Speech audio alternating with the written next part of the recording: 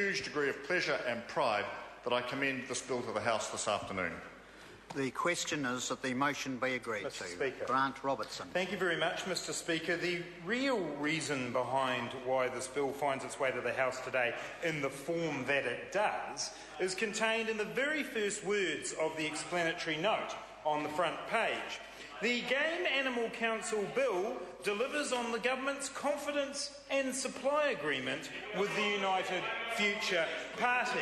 Now, what else did we discover today in the House does that confidence and supply agreement deliver to the national-led government? Asset sales. That is exactly why we find ourselves today debating the Game Animal Council Bill and the recommendations it has in its current form. Because the government knows that it needs the votes of Mr Dunn and Mr Banks, because that's it. That's what's between asset sales, selling off the assets built up by past generations, selling off to supposed mum and dad investors who already own those assets. It's the vote of Mr Dunn. It's the vote of Mr Dunn, and if he's really going to represent the people of Ohio in this House, he should be listening to them and saying that asset sales are the wrong thing to do for New Zealand, and whatever benefits there might be to causes that Mr Dunn is interested in, such as around the hunting of game animals, it's not worth it, Mr Dunn. It's not worth it to sell off the legacy of past generations, the things that will generate income for future generations. Point of order, Dr Camcorder. Point of order, Mr Speaker. Look, I realise the debate does range widely in this time of the debate, but we're talking about asset sales to the exclusion of everything else. It's hardly the subject of the Game Animal Council. Order. I'm the judge of that, and the member has brought it back to the subject, but with a couple of minutes gone, I'm sure he'll now focus on 8 minutes ahead. Thank you very much, Mr Speaker. Indeed I will, but it's important to note that in the explanatory note, Dr Calder, of the Game Animal Council Bill, that's how it starts. It starts talking about the confidence and supply agreement, and the main reason that party over there wants that confidence and supply agreement is to pass their agenda of selling off this country's future, and on this side of the House we will be opposing that. This bill, Mr Speaker, comes to this House in a form that has a great deal of concern for the Labor Party. And it's important nowadays, Mr Speaker, because the regulatory impact statements for bills don't come to us as members of Parliament in the same way they used to make reference to the regulatory impact statement about this bill. Because it's a regulatory impact statement that makes absolutely clear that while there may well be issues to be resolved in how we have communication, cooperation and participation in the game animal area, this regulatory impact statement tells us that this is not the way to do it. It actually says, this is the Treasury and the Department of Conservation. This is what they say in the regulatory impact statement. Given the Game Animal Council's proposed functions, the Council does not need to be a body corporate and require separate legislation.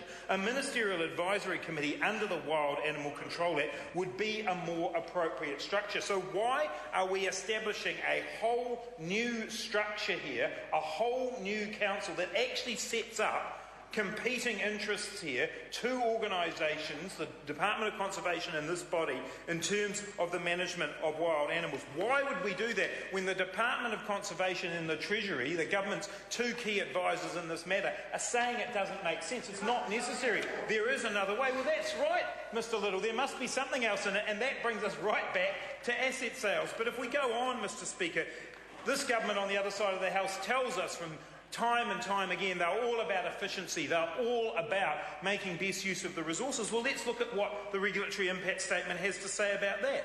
Introducing separate legislation to create a Game Animal Council would have the highest costs in regulatory time and resources. The highest costs in regulatory time and resources. Well, so much for the efficiency of government, so much for making the cutbacks. Those officials at Foreign Affairs or Te Puni Kokiri, they can be damned as long as the vote's there for asset sales. It doesn't matter that this is the most expensive option that's available in this area. As long as it delivers that vote of Mr Dunn for asset sales, that's fine.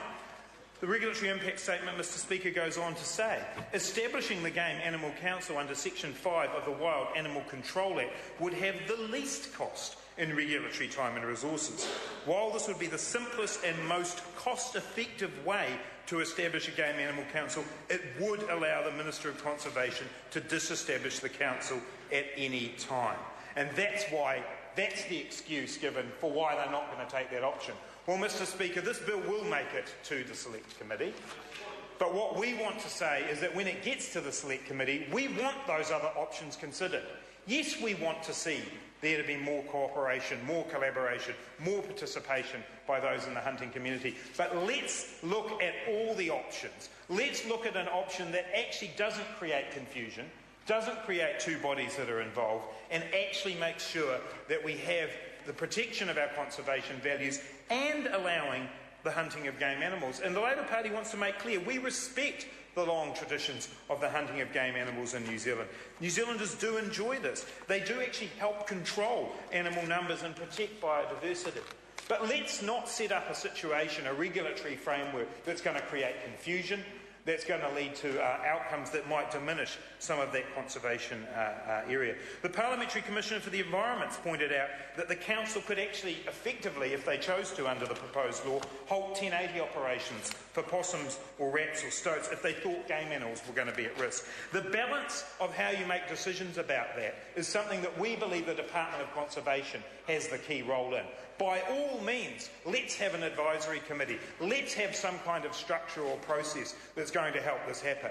But let's not do it in a way that undermines the conservation values that we all hold dear in New Zealand. So we understand, Mr Speaker, that this is an area where there does need to be further work done.